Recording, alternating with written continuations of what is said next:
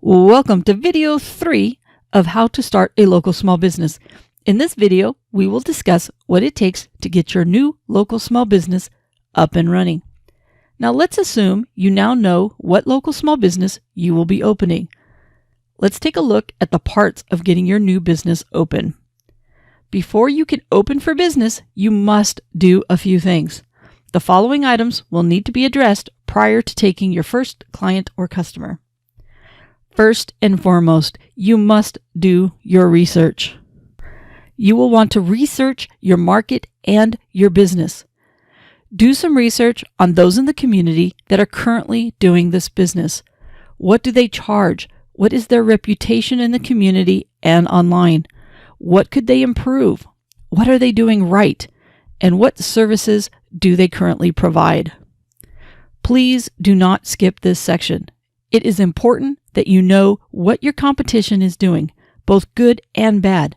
They are in business because they are doing something right. You want to make sure you do those same things. However, you also want to know what will be your competitive advantage. For example, what are they doing that you could improve on? You will also want to create a business plan, or what I call a success blueprint. People will tell you that you must have a business plan. Unless you are seeking out investors or loans, odds are you don't exactly need a formal business plan. However, you do need a success blueprint. But what is a success blueprint? A success blueprint is where you create a roadmap, if you will, of opening your small business. Now, what is in a success blueprint? Some examples are, you have a lot of ideas roaming in your head. You want to write them down.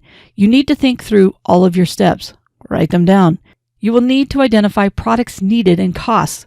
Write them down. What did you discover about your competitors? Write it down. You getting a trend here? Your marketing plan. You get the point. There are so many working parts and you have it all in your head.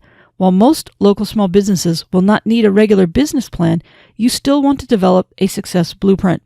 This is where you will identify the items needed as well as develop your marketing plan, your branding, as well as what you discovered during your research phase. And the key is to, write it down.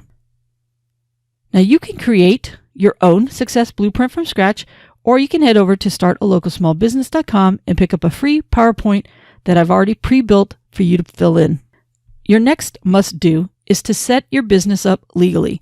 Creating your company name is only part of the process. Some of the legal stuff you will want to consider. Federal, state, and local requirements. Each city is different, so you will want to include this in your research.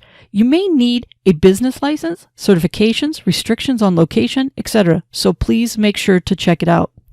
Make sure you check out the Small Business Administration page to view the various state requirements. They have a very handy link there. You will also want to determine if you will run your business as a sole proprietor or an LLC. Please consult with a CPA or attorney as needed.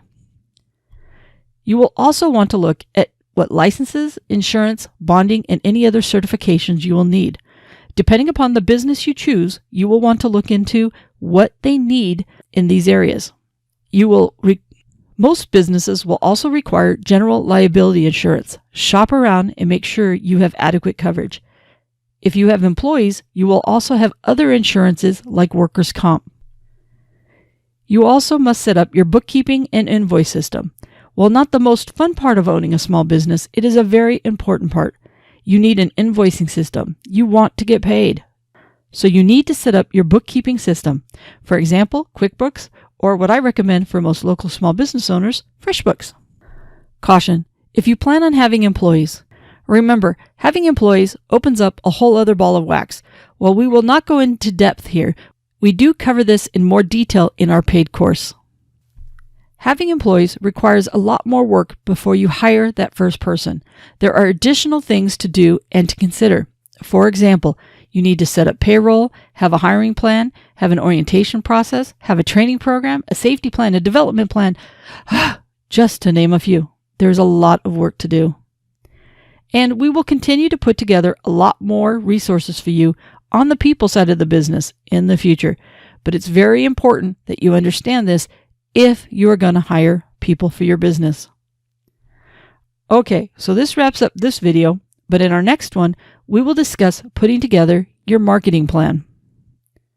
And don't forget to check out the website startalocalsmallbusiness.com for the tools and resources to start your new local small business. Not only do we have this free training course, but we also have a list of over 100 plus local small businesses you can start. Plus, we will have a startup guide to get you going, a success blueprint to map out your opening, and much more. And don't forget, check out video 4, where we will walk through how to let your customers and clients know you are now open for business.